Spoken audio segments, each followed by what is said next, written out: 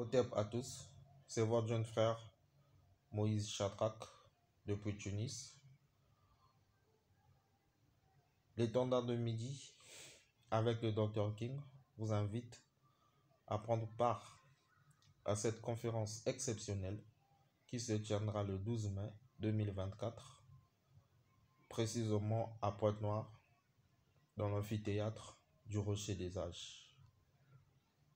Le thème qui sera abordé sera l'apport du leadership africain dans la formation du christianisme primitif. Vous savez, la façon que l'histoire de l'Église est abordée, cela contribue toujours à la propagande de l'évangile colonial qui a endurci l'Afrique dans une pauvreté sans pareil. C'est-à-dire une pauvreté inimaginable, de telle sorte que aujourd'hui c'est difficile de parler même de l'autosuffisance alimentaire en Afrique. D'où ce thème est aussi pour nous une interrogation. Qu'est-ce que nos leaders africains ont compris concernant le christianisme primitif? Vous savez, ce thème est un thème très profond et très complexe. C'est parce que nombreux ignorent qu'il y a eu 7 empires universels et que le Tanakh, c'est-à-dire l'ancienne version de la Torah, est appelée le Tanakh, qui est composé de la Torah, les 5 livres de Moïse, la partie prophétique qu'on appelle Nevim, ainsi que les saints écrits qu'on appelle les Ketuvim Kadoshim. Cela forme ce qu'on appelle les 24 livres qui concernent le Tanakh, c'est-à-dire la Bible hébraïque. Il y a une lettre pseudepigraphe dont l'auteur est inconnu. Cette lettre est appelée la lettre d'Aristrée.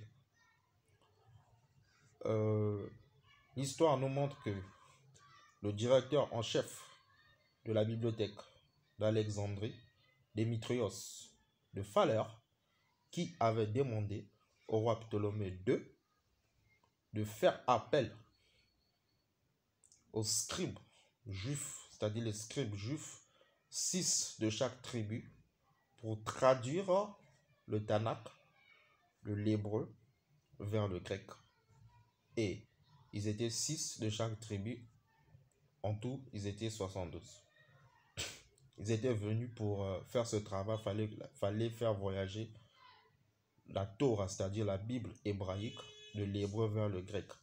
C'est parce que à l'époque, déjà nous étions pendant l'époque hellénicite, là où l'Égypte était tombée sous la domination des Ptolémées. C'est pour vous montrer, pour vivre l'émancipation, il faut que le Tanakh puisse accompagner le peuple aussi dans sa langue. Et nous vous promettons que cette conférence va traiter des sujets que nous n'avions jamais imaginés. Des termes les plus complexes, comme le livre d'Abdias, qui parle des exilés de Jérusalem, des exilés des Juifs qui se trouvent à Sepharad, qui finiront par regagner les villes du Midi. C'est parce que c'est maintenant l'Afrique. Donc l'invitation, c'est pour le 12 mai 2024, avec des sous-thèmes comme l'impact de l'évangile en Afrique avant son expansion en Europe, l'Égypte, berceau insoupçonné de la chrétienté, les pères de l'église africaine, qui sont réellement les martyrs de Carthage. Vous allez voir, le docteur va toucher les enseignements les plus profonds de la Bible, l'origine de l'évangile de la pauvreté en Afrique. Vous voyez, lorsqu'on parle du mot évangile en hébreu, c'est bassoa, qui vient du verbe bassar, c'est la bonne nouvelle de la chair. Et la bonne nouvelle de la chair, c'est d'avoir une stabilité sociale. Ce n'est pas ce que nous vivons actuellement dans nos pays. Donc le rendez-vous, c'est pour le 12 mai 2024, de 10h à 13h, à l'amphithéâtre du Rocher des Âges, Otep.